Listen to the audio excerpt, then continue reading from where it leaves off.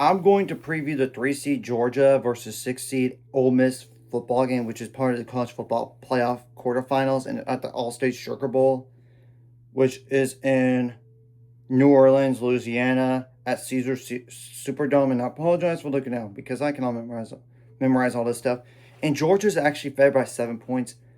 I'll go over records for both these teams real fast. And obviously, this is a rematch from the regular season. And Ole Miss's only loss this year was against Georgia, but that was really close game, 43-35. And this is obviously the defensive coordinator is now the head coach, so it's a little different circumstances. And obviously, they beat Tulane pretty easily, and I thought that was going to happen. It was 41-10 in another rematch from the regular season, but it's not as big as the first one, 45-10, but still. And Georgia's only loss this year was against Alabama in Athens, 24-21.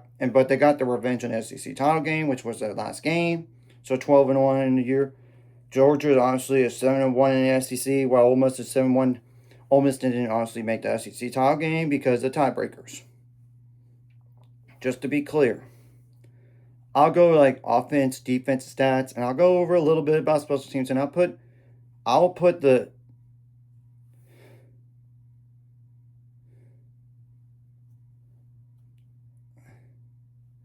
stats and description below for both these teams so y'all can look.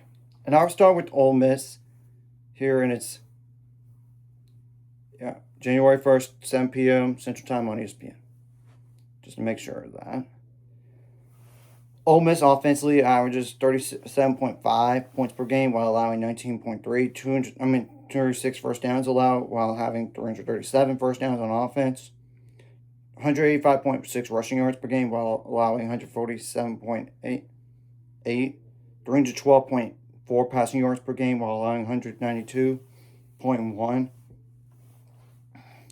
Time possession wise, 29 minutes, 36 seconds by the offense, 30 minutes, 21 seconds by the defense, 45.03% on 171 attempts by the offense, 36% on the defense on 175 attempts.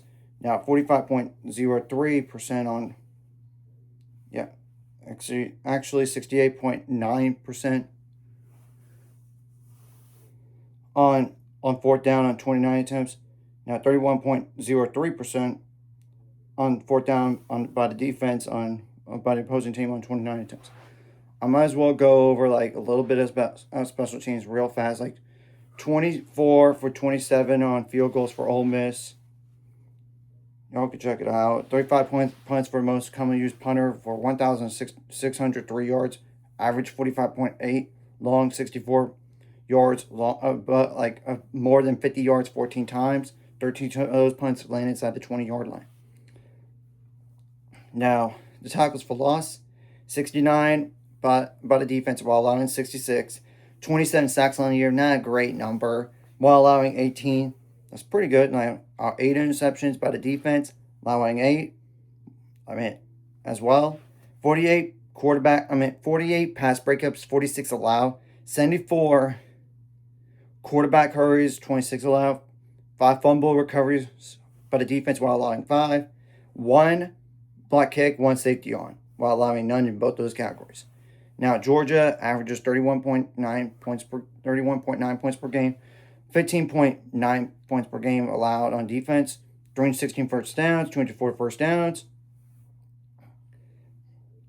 186.6 rushing yards per game, 79.2 rushing yards per game allowed, 220.3 passing yards per game while allowing 205.3.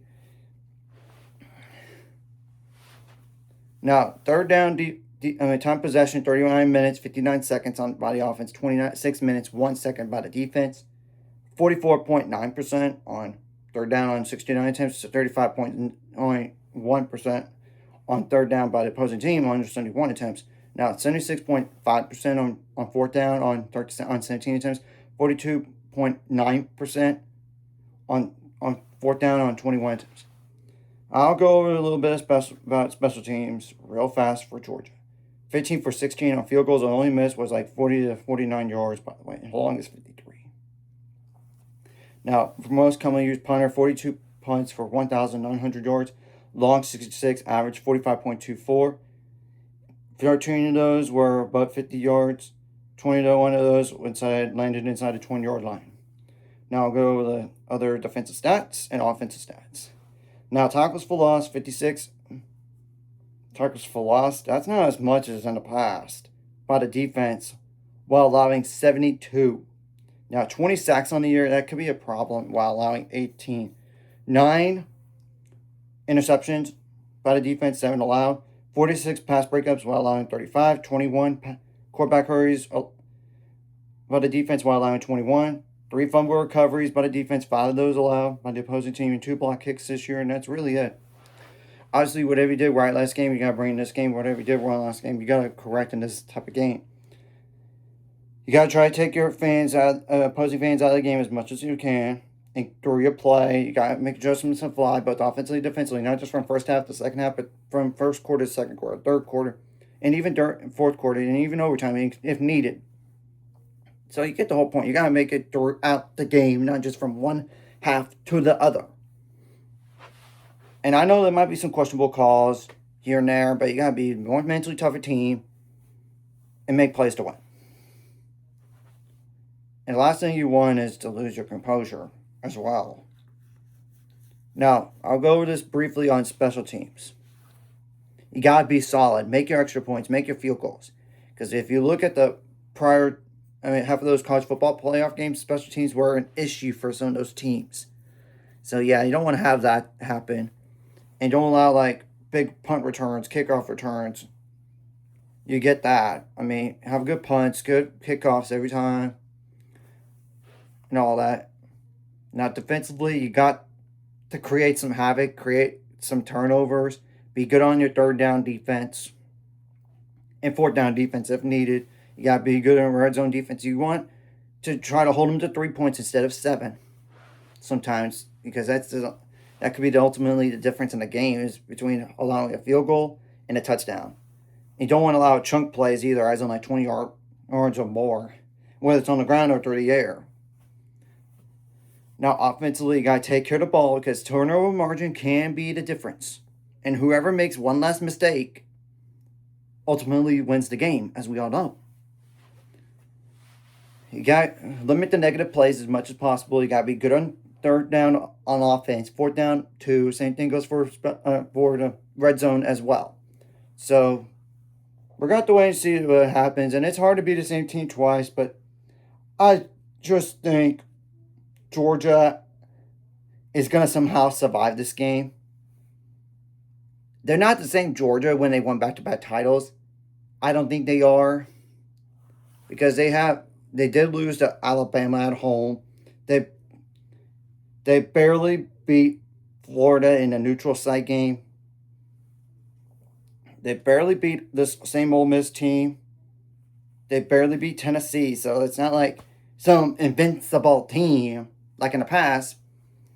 But in a spot like this, like a new head coach versus a guy that's already been there and done that, I'm going to go with the who's been there and done that more times than not. And I know last year I picked against them and I was right, but it's because of quarterback injuries, and this time they don't have a quarterback injury. So that's another reason, and I don't think they're going to lose back-to-back college football playoff games. If they do, that would be shocking to me, but we'll have to wait and see. And I do think eventually Ole Miss is going to not do enough to win. I don't trust them enough, especially kind of with a new head coach versus a guy that's already been there. So we have to wait and see what happens. After all, upsets do happen. And look, last year, all the top 4 seeds lost in the college football playoff game. So anyways, if you like this content, hit like, subscribe, and see you guys later on the road to 800 subscribers. Ultimate goal is 1,000 more. So remind this course live video, comment video really helps YouTube background. Some more people see it. Sharing the video does help as well. Some more people could watch. And if you're watching, and that's great, hit subscribe button for the notification bell as well.